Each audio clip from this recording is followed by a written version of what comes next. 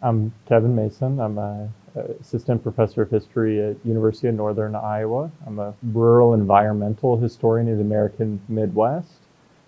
Works broadly from Iowa's kind of indigenous era through settlement, and I do some stuff in the modern era also. I think for me, doing history is about understanding people and place. I really feel the more you're connected to understanding the past of a place, the more you can contribute to your community in the modern moment, and you'll have a deeper kind of passion and understanding for those kind of things. The first thing historians do is we spend a lot of time in archives, which is a fairly solitary kind of activity.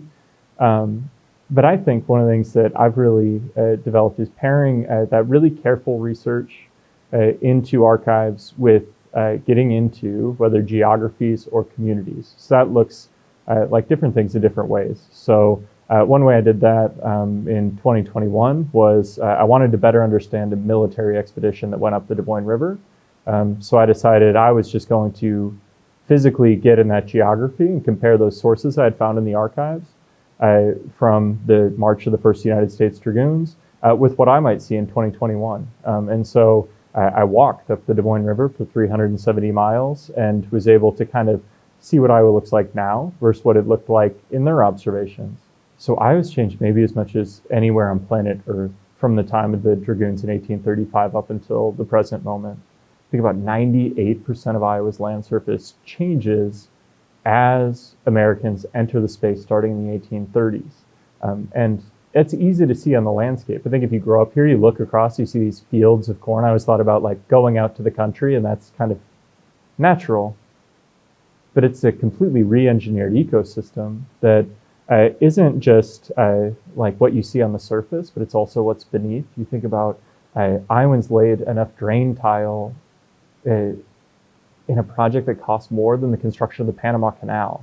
Iowans straightened over 4,000 miles of streams, creeks, and rivers and dropped the water table in the state by more than 4 feet on average. Iowa is a completely remade space.